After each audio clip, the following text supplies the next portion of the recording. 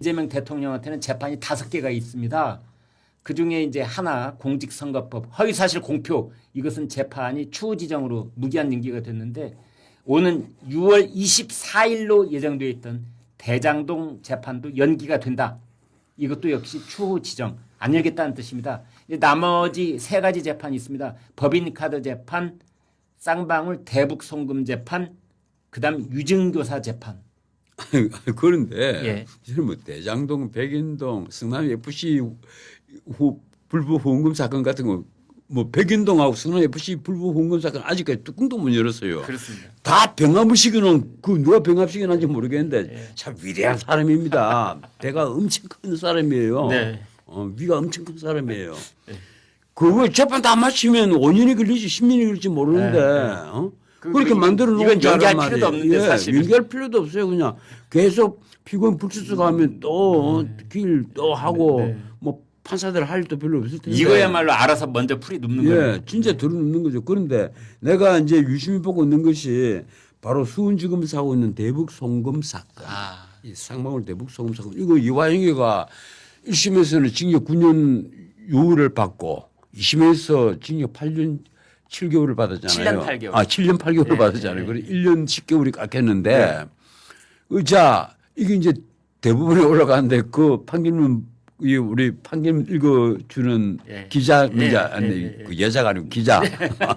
그 양은경 기자. 네, 지난번에 실수를 해서 판결문 아주 읽어주는 여자라고 나간에 괜히 우리가 잘못 읽는. 예, 나치 바꾸거리는데 판결문 읽어주는 여자 예. 그 양 기자가 예. 잘 설명했지만은 거기에 보면 이재명이 수혜자란 말이에요. 네. 이재명 이름이 아마 꽤 나올 거예요. 24번인가 아마 나올 겁니다. 100몇 번 나오는 걸로 돼 있습니다. 아, 1심 그래요? 판결문에. 1심 판결문 그런데 예, 예, 대부분 예, 상고심 그 판결문에 뭐 어쨌든 그러니까 빼도 박도 못하는 사건이에요 이게. 예. 마치 김인섭의 그 알선 수재 브로크 노릇 청탁한 거 그 징역 5년 받았잖아요. 네. 알선 수재 최고형이란 말이에요. 예. 그리고 거기에는 백인동 알선 수재 내용에 백인동 부지를 자인 녹지에서 준주거지로 4단계 상향한 게 네. 있거든요. 네. 자 그러면 그 사건 때문에 공직선거법에 그거는 박근혜 정부 국토부 협박 때문이었다. 네. 패널까지 예. 딱 마련해서 한 것이 그게 의견 표명이 아니고 네. 그 허위사실 공표란 말이에요. 예. 그런데 그거 다 추정 다 길 추후 지정이잖아요. 자, 근데 이것도 이제 어떻게 될 거냐? 수원지법에서 1심 재판장이 과연 이걸 추후 지정을 할 거냐? 아니면 피고인 나오세요. 대통령이 아니라 대통령 할아버지라도 나 재판해야 되겠어. 나와요. 안 나오면 나는 체포영장 발부할 거야. 옛날에 윤석열도 현직 대통령 때 체포영장 발부했잖아요. 그게 되겠습니까? 가능하겠습니까? 지금. 윤석열은 했잖아요. 그것도 내란죄 수사권 또 없는 오동훈이가 내란죄 수사권 내란죄 재판권 있는지 없는지 잘 모르는 서부지원에다가 체포영장 신청하고 그리고 구속영장 신청하고 판사 3명이 다 그 관여했는데 한 명이라도 물었습니까? 당신 내란죄 수사권 있어 없어? 물었어요? 안 물었잖아요. 그래서 발부 다 했잖아요. 자, 그렇다면 지금 이재명 대통령이 걸려있는 재판이 5개가 있는데 2곳 재판부는 이미 펄처럼 누워버렸습니다. 야, 그런데 3곳 남아있는데 3곳은 어떻게 보세요? 나는 이 수원이 제일 중요한 것이 대북 송금 사건 있잖아요. 거기 재판부 어떻게 버틸 것 같습니까? 나는 이 재판부가 나오세요. 안 나와? 예. 안 나오면 체포영장 청구하겠어? 예. 그럼 이제 재밌어지겠죠. 유증교사는 체포영장 청구할 필요도 없네. 그 법원이니까. 유증교사는 해버리면 유증교사는 어떻게 돼요? 유증교사. 이 위증교사 이게 나 가장 궁금해요. 아, 고등법원에서 이제 위증교사 1심에서 무죄를 네. 선고를 했잖아요. 예. 위증한 위증한 놈은 벌금 500만 원을 김진승이는 빡 선고를 해놓고 예. 방금 위증교사를 한 사람은 고의가 엄서 이러면서 예. 없으라고 하려고 하니까 차마 발음이 안 되니까 고의가 엄서 하면서 한쪽 눈을 감고 아웅을 한 거야. 그러면서 무죄 이랬단 말이에요. 예. 근데 이게 이제 항소심에 가서 그래도 제법 법조계 밥을 한 15년 파먹은 사람이 다 그 부장으로 있는데 이걸 어떻게 하겠어요. 지도 눈 딱 감고 엄서 이러려고 하다 보니까 지 양심에 이제 그렇지. 제축이 되거든요.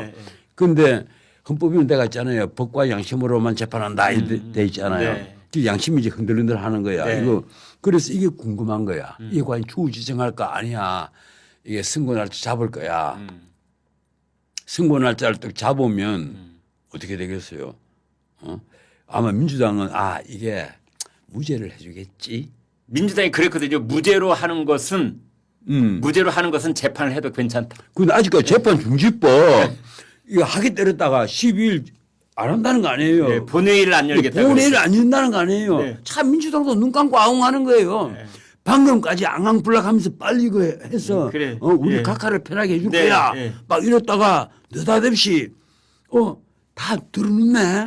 그럼 할 필요 없지. 예. 제일 급한 게 지금 그건데 야, 우리 모른 척하고 있자. 지금 하기에 좀 그래. 그러니까 6월에 예정되어 있던 재판 2개가 지금 풀처럼 다 누워버렸으니 예. 왜 그런가 하면 지금 이게 재판 중지법을 예. 통과를 시킨다고 그럽시다. 예. 그리고 면세법도 통과를 시킨다고 그럽시다. 예. 그럼 어떻게 되겠어요? 당장 국무위원들이 있어야 되잖아. 그런데 윤석열 국무위원들만 있단 말이에요. 예. 2조부터 2조는 그래도 그 이재명 대통령이 김밥 먹을 때 옆에서 빙긋이 웃고 있더라. 나머지 이거 있잖아요. 사진 보면 기자도 사진 참 잘 찍어서 나머지 저는 안구도 못 먹고 긴장되겠죠. 표정들이 봐요. 네. 이래가 있어. 잘못하면 원치지. 근데 2조 막 이래가 있는 게 좋아가지고 나 놀래버려서 진짜 야 천하 2조 역시 장관을 2번씩이나 하니까. 형님 근데 옛날에 뭐 연극 하셨어요? 이렇게 표정을 표정이 이래갖고 이게 왜 있잖아요. 옛날 25시에 나오는 개오류규 그 표정 있잖아요. 25시. 맞아요. 우는 것도 아니고 웃는 것도 아니고 그 표정. 그 표정이 탁 있는데 야 정말 참 고생한다. 이놈아 고생한다 내가. 그런데 어떻든 그 국무인들 모아놓고 자 우리가 재판 중지법 이제 이재명 대통령이 바짝 뛸 일 아니에요. 네. 총리도 없으니까 네. 아니면 총리에게 막 국무회의를 맡겼으면 좋겠는데 그것도 없단 말이에요. 이러니까 본인이 이제 국무회의를 열어가지고 자 내 방탄법이 올라왔어요. 이거 공포하는데 아무 이의 없지? 없지? 없어? 있어? 이래야 되잖아. 그 노릇을 어떻게 하겠어요? 이래서 안 그래도 민주당 아래 것들이 다 고민을 하고 있을 텐데 풀들이 판사들이 문제 다 들어눕네. 그래 무슨 급하지 않아. 자 본회의 이런 거 취소. 스토리 이렇게 된 거예요. 그리고 신문은 이제 그렇게 제목을 뭐 본회의 안 열렸다 이렇게 보고 하고 우리 국민들은 뭣도 모르고 우리 잘 돌아가는 오늘 또 주식 올라가네. 그 박수 치고 있고 이런 거예요. 그래서 내가 오스카 와일드 말을 하나만 더 합시다. 진정한 진보가 뭔지 알아요? 오스카 와일드가? 뭡니까? 재밌는 말입니다. 저항과 반란으로 이루어진다. 요사이 내란 특검 통과해서 오늘 공포했잖아요. 네, 오늘 오전에 했습니다. 그 내란이 뭡니까? 반란이잖아요. 예. 오스카 와일드 내가 오늘 아침에 가만히 생각해봐. 오스카 와일드 이 말했지. 그래도 혹시 이 방송에 나오는데 잘못 알면 안 되니까 찾아봤어 다시. 오스카 와일드 책을 펼쳐가고 한참 만에 찾았어. 찾으니까 맞아. 진정한 진보는 저항과 반란으로 이루어진다. 무슨 말입니다. 그런데 우리 국민의힘 있잖아요. 네. 지금 돌아가는 거 보세요. 나는 제일 걸작이 홍준표. 그 하와이까지 가서 탈당하고 정계 은퇴를 했다는 사람이 지금 거기서 국힘을 못 깔아서 난립니다. 국힘을 못 깔아서 그 뭐 더 파먹을 게 그 있는 쓰레기통이라고 그 쓰레기통 들락날락하는 쥐새끼처럼 온갖 소리를 다 하고 있어. 지금 거기서 내가 보면 홍준표가 너무 가엾고 불쌍해 보여요. 그게 명태균 수사에서 날 방금 하신 그 특정 동물을 표현한 부분은 제가 직권으로 그 부분 삭제하겠습니다. 그 부분은 아니 명예 홍준표를 쥐새끼라고 얘기한 게 아니에요. 그러면 국민의힘을 그 행동 자체가 그 쓰레기통에 들락날락하는 지금 국민의힘이 쓰레기통에 내가 있잖아요. 네, 아무튼 제가 그 부분은 자 삭제하세요. 네, 삭제하겠습니다. 삭제하세요 그냥. 나 기분 되게 나쁘네 정말. 나는 왜 옛날에 여기 내가 뉴스 앵커 할 때 저 방통위에 79개나 올라가서 저런 책이 나쁜 매주 금요일마다 저 CBS 방송에 뭐 그 일요일에 방송하는 게 있었던 모양이에요. 거기에 보면 늘 대가리는 저런 책이야. 나하고 똑같이 그 KBS도 얘기하고 저 채널 A도 얘기하고 이랬는데 왜 내만 걸고 물 독보적인 논객이니까. 아, 그게 아니라 내 바람이 좀 나빴던 모양이야. 옛날에 그 5.16 혁명이 일어나고 나서 박정희 시대 때 내 어느 분이 그런 얘기를 했는지 모르겠는데 지금 기억이 잘 안 나요. 피로서 잡은 권력은 피로 보지 않으면 내놓지 않는다. 이런 말을 그때 누군가 했어요. 네. 그래서 그 말 한 사람 잡혀갔을 겁니다. 아, 장준하 선생인가 아마 기억이 잘 나지 않아요. 그런데 어떻든 정말 이 바늘구멍 같은 이런 이 청길 낭떠러지 앞에 늘 걸어온 이재명 입장에서 쉽게 권력을 내놓지 않단 말이에요. 네. 내놓을 수가 없는 거예요. 그런데 이 사람들이요. 그래서 오히려 기대를 합니다. 뭘 기대를 합니까? 권력을 내놓지 않고 국민적 반발을 누리려면 뭘 해야 되겠어요? 경제를 살려야 돼요. 아, 예, 첫 번째는 그러네요. 경제란 말이에요. 그렇네요. 그것도 중산층의 경제를 살려야 돼요. 이러다 보니까 경제가 살아날 것이다. 오늘까지 지금 5일째입니까? 우리나라 주식시장이 계속 올라가고 있어요. 외국인들 막 몰려와요. 한국 시장이 이제 대폭등하다 두고 봐라. 네. 사실 그런데 진짜 내가 이재명 대통령이 돼서는 이제 이재명 대통령한테 꼭 한 말씀을 하고 싶어요. 아, 예. 뭔가 하면 예. 국가를 부흥시킨 사람은 예. 의지만으로 하는 게 아닙니다. 머리 나쁜 사람이 아무리 어떤 경제를 살리려는 의지가 있어도 경제 못 살려요. 예. 국가를 진짜 부흥시킨 사람은 상상력이 풍부한 사람들입니다. 아, 그런데 한번 보세요. 박정희의 상상력은 정말 풍부했어요. 나는 그 사람을 위대한 진보주의자로 보거든요. 네. 이 국민교육원장 만들었죠. 산림 녹화했죠. 이런 분이 어떻게 보수주의자겠어요.